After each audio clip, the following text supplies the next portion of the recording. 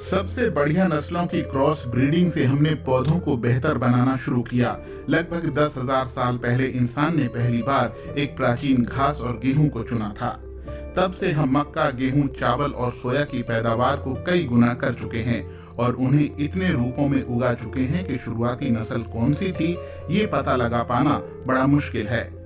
जैसे कि क्या आपको पता है ये क्या है? आज ये ऐसा दिखता है, क्या थोड़ी बहुत भी समानता है?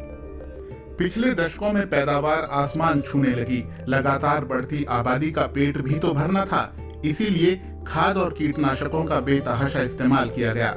संवेदनशील इको प्रणालियों को खेतों में तब्दील कर देने से दुनिया भर में 40% उपजाऊ जमीन नष्ट हुई और अनुमान है कि जलवायु संकट से पैदावार घटेगी। समस्या ये है कि हमें असल में और उत्पादन करना होगा, लेकिन ज्यादा जमीन और ज्यादा संसाधन इस्तेमाल किए बगैर।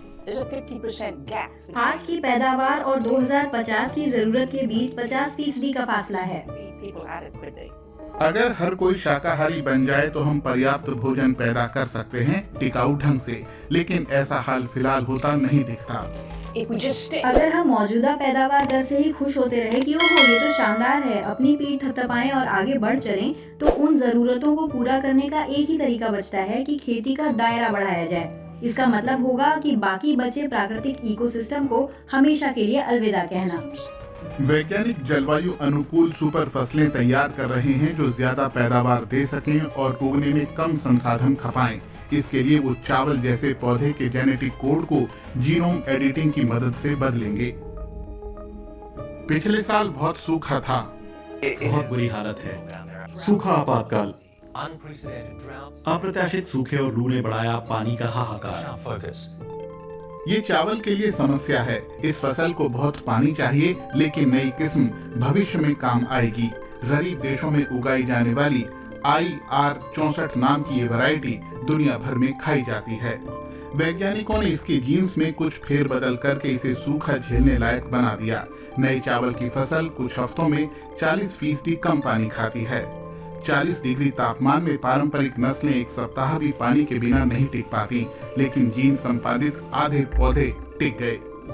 वैज्ञानिकों ने चावल में एक प्राकृतिक जीन भी डाली। इससे गैस और पानी के आदान प्रदान के लिए जिम्मेदार छिद्रों को कम करने में मदद मिलती है। छिद्र जितने कम होंगे पौधा उतना पानी बचाएगा। ये तरीका CRISPR-Cas9 कहलाता है, यानी जीनोम संपादन, और ये पारंपरिक जेनेटिकली मॉडिफाइड यानी GM तकनीक से बुनियादी तौर पर अलग है। ये असल में प्राकृतिक प्रक्रियाओं पर निर्भर करता है, लेकिन ये म्यूटेशन की प्रक्रिया को काफी कम रैंडम बना देता है।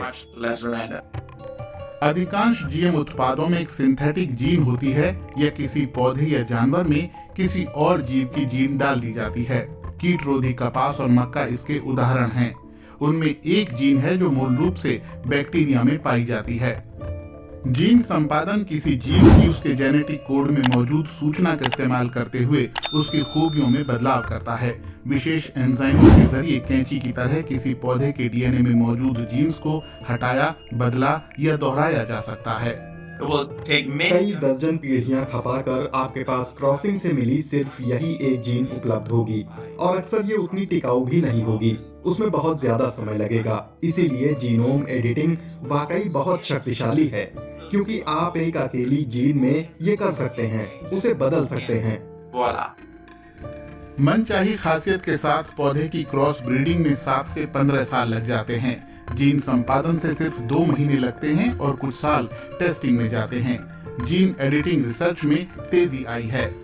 2011 में सिर्फ 2 पेटेंट फाइल हुए, लेकिन 2019 में निजी कंपनियों और सार्वजनिक शोधकर्ताओं की ओर से करीब 2000 पेटेंट आए। अमेरिका, चीन और बहुराष्ट्रीय कंपनियां इस तकनीक में भारी निवेश कर रही हैं। इस दशक के अंत तक ये अरबों डॉलर का बाजार बन जाएगा।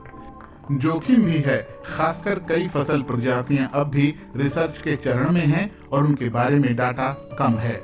फिर हम लोग देखेंगे कि प्रकृति में क्या होता है। ये सब अनिश्चित है और असल में प्रयोग ही हैं जो विज्ञान से कहीं आगे चल रहे होंगे। विज्ञान को वहां तक पहुंचना होगा। कुछ जानकार ऑफ टारगेट जेनेटिक बदलावों की ओर इशारा करते हैं, यह जरूरत से ज्यादा जेनेटिक सूचना हटाने के मामलों की ओर। इसके अलावा कुछ किस्मों की सूखे में पैदावार बढ़ाने वाली जीन्स मानसून में पैदावार घटा भी सकती हैं। और क्योंकि बड़ी संख्या में जीन्स शामिल हैं, तो एक या दो जीन्स को चालू करने या बंद करने से काम नहीं चलता। फसल जितनी कम ऑप्टिमाइज होगी, उसे सुधारना उतना ही आसान होगा। इसीलिए जानकार उन पुरानी नस्लों को जल्द विकसित करने में सबसे ज्यादा संभावना देखते हैं जो औद्योगिक उत्पादन का हिस्सा नहीं रही हैं, जैसे कि मिलेट यानी मोटा अनाज, एनकॉर्न गेहूं या कसावा जैसी पुरातन फसलें। लेकिन ब्रीडिंग अभी शुरू ही हुई है। मैं किसी चीज से इनकार नहीं करना चाहती। चुनौती इतनी गंभीर है। मैं क्रिस्पर तकनीक में नहीं जाना चाहती, शिफ्टिंग डाइट नहीं लेना चाहती, मुझे रेस्टोरेशन नहीं चाहिए। इसमें तमाम चीजें हैं।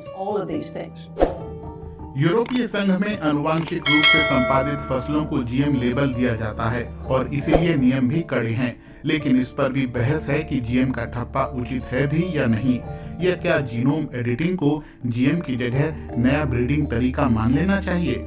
अमेरिका, चीन और कई लातिन अमेरिकी देशों में जीनोम संपादित फसलों को जीएम के रूप में लेबल या नियंत्रित करने की जरूरत नहीं। वहाँ ये सेक्टर आने वाले वर्षों में कई फसलें खेतों में उतारने की योजना बना रहा है। भारत में भी 2022 में नियमों में ढील देने का फैसला किया गया। जीनोम एडिटिंग के तरीके कितने ही आधुनिक क्यों ना हो, पारंपरिक ब्रीडिंग की अहमियत बनी रहेगी। वैसे दोनों से ही इकोसिस्टम पर बोझ तो पड़ेगा, लेकिन भविष्य में शायद खाद्य अंतर कम हो सके।